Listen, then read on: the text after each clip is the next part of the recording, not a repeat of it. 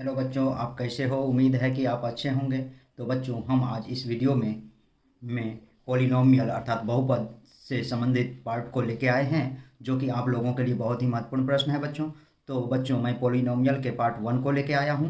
तो मैं थोड़ा सा आप लोगों को शॉर्टकट में पॉलिनोमियल के बारे में, बहुपद के बारे में बताता हूं बच्चों। तब मैं आपको प्रश्न बताऊंगा। प्रश्न बहुत आसान है बच्चों, जो कि आप लोगों के लिए बहुत ही महत्वपूर्ण है।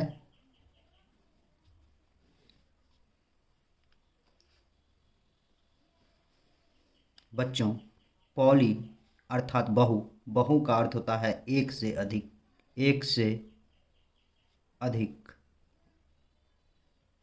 नॉमिनल मीन्स होता है बच्चों टर्म। ये होता है बच्चों पद। पॉली मीन्स पद होता है एक या एक से अधिक, एक या एक से अधिक। और ये नॉमिनल मीन्स होता है बच्चों टर्म। तो बहुपद का अर्थ होता है एक या एक से अधिक टर्म को बहुपद कहते हैं बच्चों। बहुपद होते हैं बच्चों 3 प्रकार के। एक होता है एक घातीय बहुपद, दूसरा होता है द्विघातीय बहुपद, तीसरा होता है त्रिघातीय बहुपद। तो बच्चों, चलते हैं प्रश्न की ओर। आज का पहला प्रश्न है, किसी बहुपद में चर का घात इनमें से कौन सा होगा? ए में धन पूर्णांक, बी में ऋण पूर्णांक, सी में भिन्न और डी में कोई नहीं। बच्चों, सर्वप्रथम आप चर समझें।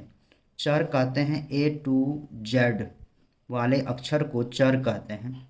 तो बच्चों, कहता किसी बहुपद में चर का घात इनमें से कौन सा होगा? याद रखिएगा बच्चों कि कभी भी बहुपद जब होगा तो उसका घात हमेशा पॉजिटिव होगा, प्लस अर्थात धनात्मक होगा,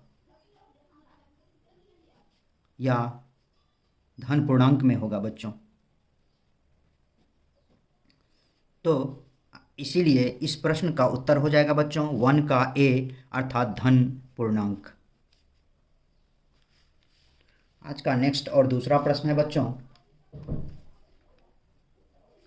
घात के बहुपद को क्या कहा जाता है?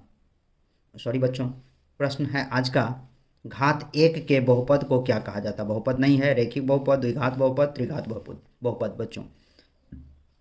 बच्चों, अभी तुरंत मैं ऊपर में बताया हूँ बहुपद 3 प्रकार के होते हैं। बहुपद 3 प्रकार के होते हैं। एक होता है एक घात जिसका एक हो, जो घात बराबर 1, घात बराबर 2 जिसका घात 2 हो, और घात जिसका 3 हो, इसको त्रिघातीय बहुपद कहते हैं। बच्चों, घात का अर्थ हो गया पावर। इंग्लिश में इसको पावर कहते हैं, अर्थात x पर कोई पावर नहीं है, यह एक घातीय बहुपद होगा। एक घातीय बहुपद होगा बच्चों। यदि x पर 2 पावर होगा तो ये द्विघातीय होगा बच्चों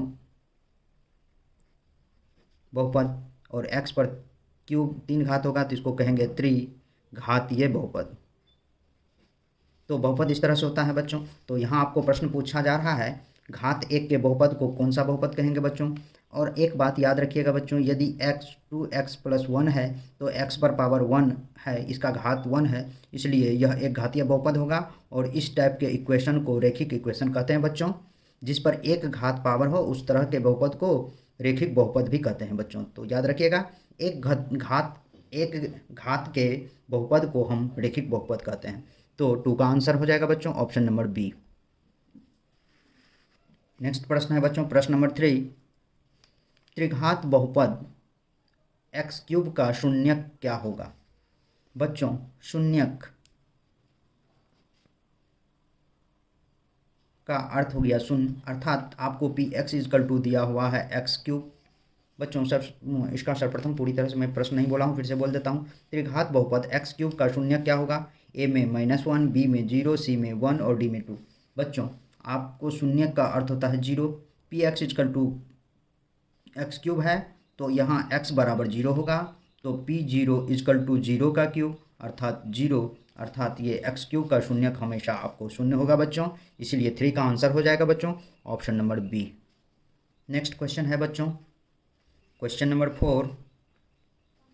बच्चों, दिया हुआ है घात 2 के बहुपद को कहते हैं या क्या कहते हैं? घात 2 के बहुपद को अभी तुरंत मैं आपको घात 2 के बहुपद को ऊपर में 2 नंबर के प्रश्न में बताया हूँ। घात 2 के बहुपद को क्या कहते हैं? तो ऑप्शन में है रैखिक बहुपद, बी में है त्रिघात बहुपद, सी में है द्विघात बहुपद और डी में है कोई नहीं। तो बच्चों अभी तुरंत मैं प्रश्न 2 में बताया हूँ घात 2 के बहुपद को द्विघात बहुपद कहा जाता है बच्चों। द्विघातीय बहुपद कहते हैं। अर्थात 4 का आंसर हो जाएगा बच्चों ऑप्शन नंबर सी। बच्चों नेक्स्ट प्रश्न है प्रश्न नंबर 5। कौन रेखीय बहुपद व्यंजक है? ए में 2x² - 12, बी में x² + 1/x + 1/3, सी में x³ - 3x + 4 और डी में 2x - 5। बच्चों अभी तुरंत मैं आप लोगों को बताया हूँ कि रेखीय बहुपद किसे कहते हैं? जिसका इक्वेशन का पावर किसी भी चर मान में एक हो उसको रेखीय बहुपद कहते हैं। इसलिए 2x² - 12 नहीं होगा, x² + 1/x + 1/3 नहीं होगा, x³ - 3x + 4 नहीं होगा। ये 2x - 5 इसके चर मान x के घात 1 हैं बच्चों, कुछ नहीं है तो वो 1 है, इसीलिए 5 का आंसर हो जाएगा बच्चों ऑप्शन नंबर डी। नेक्स्ट प्रश्न है बच्चों प्रश्न नंबर 6। निम्न में कौन सा बहुपद नहीं है? बच्चों अभी तो मैं बताया तो उस टाइप से नहीं हूँ, फिर भी बताता हूँ बच्चों। जब भी कहेगा कि कौन सा बहुपद नहीं है, जब कोई इक्वेशन में चर मान रूट के अंदर हो तो वह बहुपद नहीं होता है। जब भी चर मान भिन्न के रूप में हो तो बहुपद नहीं होता है। बच्चों आपको मैं तो बताता हूँ इसमें कौन नहीं है। यहाँ √5 x² - 3 √2x + 4 ये बहुपद में है, क्योंकि इसमें आपको अंक नहीं बोला हूँ, चर मान बोला हूँ, रूट में नहीं रहे। लेकिन अंक यदि रूट में हो तो भी यह बहुपद होगा, इसलिए यह बहुपद है। x रूट में नहीं है, यहाँ भी x रूट में नहीं है, इसलिए यह भी बहुपद है बच्चों। दूसरा 3x² - 4x + √5, इसमें सिर्फ अंक 5 √5 है, आपको रूट में अंक है रूट में, इसलिए यह भी बहुपद है बच्चों। यहाँ x³/4 - 3x² + 1/√3x + 2 ये भी बच्चों रेखिक बहुपद ही है। सॉरी बच्चों, ये भी बच्चों बहुपद है। तो बच्चों कौन सा बहुपद नहीं है? अर्थात 6 का आंसर हो जाएगा बच्चों ऑप्शन नंबर डी। क्योंकि आपको मैं अभी तुरंत बताया हूँ कोई भी चर मान भिन्न के रूप में नहीं हो। इसमें x तो भिन्न के रूप में नहीं है, लेकिन 1/x यहाँ भिन्न के रूप में है, इसीलिए यह रेखिक इसीलिए यह बहुपद नहीं है, ना ही कोई रेखिक बहुपद है। यह हो जाएगा x + 1/x बहुपद नहीं होगा बच्चों, इसीलिए 6 का आंसर हो जाएगा बच्चों ऑप्शन नंबर डी। प्रश्न नंबर 7 है बच्चों रेखिक बहुपद ax + b का शून्य क्या है? a में -b/a, b में b/a और c में a/b और d में b। तो बच्चों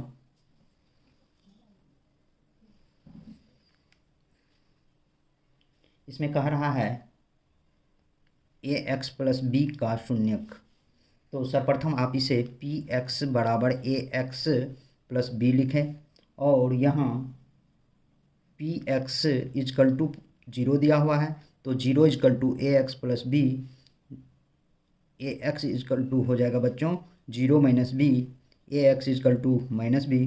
बच्चों 0 को इस साइड लिखे या इस साइड लिखे, बात वही है। चाहे बराबर के साइड कोई भी अंक हो उसको इधर लिख दें और उसको इस साइड लिख दें, राइट लिखे या लेफ्ट लिखे, बात एक ही होता है बच्चों। इसीलिए मैं इस 0 को इधर दे दिया, इसमें सहूलियत होता है, अच्छा होता है बनाने में, इसीलिए मैं यहाँ दिया हूँ। अब आपको x का वैल्यू निकालना होगा, देयरफॉर x = हो जाएगा -b/a। क्योंकि x के गुणक में a है इसलिए -b/a इसका आंसर हो जाएगा। रेखिक बहुपद ax + b का शून्यक हो जाएगा बच्चों -b/a। नेक्स्ट क्वेश्चन है बच्चों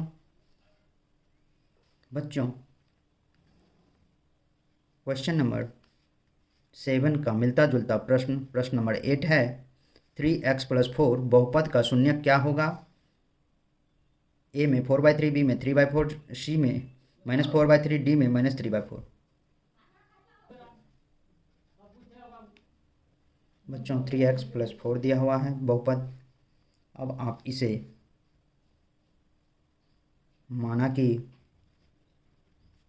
px = 3x + 4, px = 0 कर दें बच्चों। 3x + 4 = 0 लिख सकते हैं। 3x = -4, therefore x = -4/3। अर्थात 8 का आंसर 7 का मिलता जुलता प्रश्न था बच्चों। बस ये 7 आपको थ्योरी के रूप में दिया हुआ था, तो 8 न्यूमेरिकल के रूप में दिया हुआ है, इसीलिए इसका भी आंसर हो जाएगा बच्चों न्यूमेरिकल में -4/3। ऑब्जेक्टिव में बच्चों इस टाइप का प्रश्न यदि दे तो इसका थ्योरी आपको ध्यान रहे तो इसमें उसी टाइप से आपको जो भी दिया हुआ रहे तो -4 कर देंगे और ये चरमान जिस गुणक में हो उसको नीचे लिख देंगे, वही आंसर हो जाएगा। यदि माइनस में यहाँ रहता तो उधर जाता प्लस में हो जाता, तो वो +4/3 हो जाता बच्चों। अब है नेक्स्ट प्रश्न नंबर 9 बच्चों। प्रश्न नंबर 9 है और यह भी बहुत आसान प्रश्न है। कह रहा है बहुपद y³ -2y² -√3y + 1/2 का घात क्या है। ए में 1/2, बी में 3/2, सी में 2 और डी में 3। बच्चों यह दिया हुआ है y³ -2y² -√3y + 1/2।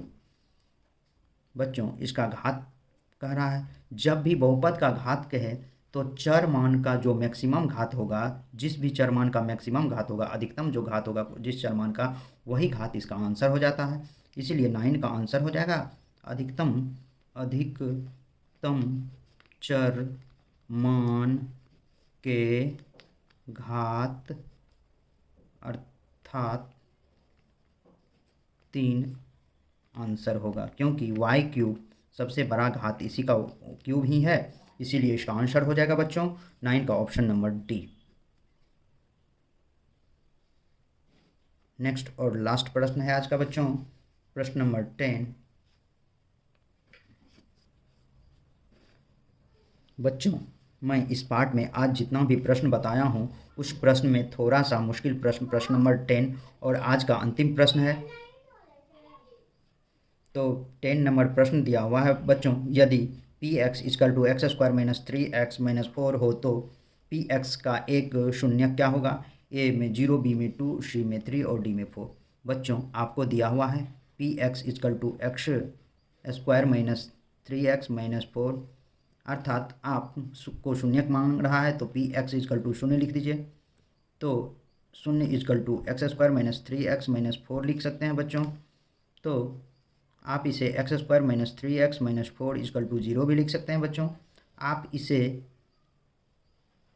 गुणनखंड विधि से तोड़ दें। गुणनखंड विधि से यदि नहीं टूटे तो आप लोगों को द्विघात समीकरण अर्थात क्वाड्रेटिक इक्वेशन में मूल निकालने का सूत्र बताया था, x निकालने का -b + -√b² - 4ac/2a, उस सूत्र पर निकाल दें बच्चों। तो चलिए बच्चों मैं शॉर्टकट इसे गुणनखंड विधि से बनाता हूँ। इसका गुणनखंड कैसे होगा, इसको इससे मल्टीप्लाई करेंगे, -4x² होता है तो x² बीच वाला को उसी तरह से तोड़ेंगे जिससे कि जोड़ने घटाने पर -3x आए और वह उसका जो है बच्चों गुणनफल -4x² आ जाए। तो यहाँ मैं +x लिख देता हूँ, -4x लिख देता हूँ, -4 = 0। अब -4x में से x जाएगा तो बच्चों 3x हो जाएगा। -4x इंटू x करेंगे तो -4x²। उसी तरह से ये दोनों के गुणनफल के बराबर हो गया। तो अर्थात ये जब ये दोनों के गुणनफल के बराबर इस दोनों का गुणनफल आपको मिल जाए तो आप इसे आसानी से बना सकते हैं, अन्यथा आपको ये गुणनखंड नहीं बनेगा बच्चों। इसका मात्र यही एक रूल है। उसके बाद फॉर्मूला मेथड है, तो इसको पहले सर्वप्रथम इस मेथड से बनाता हूँ, तब मैं फॉर्मूला लिख दूंगा बच्चों। तो चलते हैं, x + 1 x कॉमन ले लिया, x² का एक x आ गया यहाँ, तो यहाँ बचा x और यदि फिर से मल्टीप्लाई करेंगे तो x × x² और यहाँ से 1 × x इसको लिख सकते हैं। इसलिए x जब कॉमन आ गया तो वहाँ इसके गुणक में जो 1 है 1 यहाँ लिखा गया बच्चों। अब यहाँ 4 कॉमन लेंगे, -4, तो यहाँ x होगा, माइनस कॉमन ले लिए तो ये माइनस से मल्टीप्लाई होगा, इस माइनस को इस माइनस से मल्टीप्लाई होगा तो ये प्लस हो जाएगा। और 4 तो कॉमन ले लिए तो 4 × 1 होता है, इसलिए यहाँ 1 बचेगा। 4 × 1 4 होता है, तो 4 तो कॉमन ले लिए, इंटू में 1 जो है वही 1 यहाँ प्लस में लिखाता है बच्चों।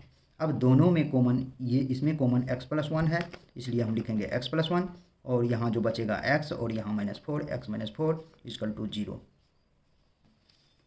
चूँकि बच्चों x + 1 = 0, therefore x = -1, x - 4 = 0, therefore x = 4 हो जाएगा बच्चों। ऑप्शन में यहाँ -1 नहीं है, इसलिए आपका एक शून्य के इसका ऑप्शन नंबर डी 4 हो जाएगा।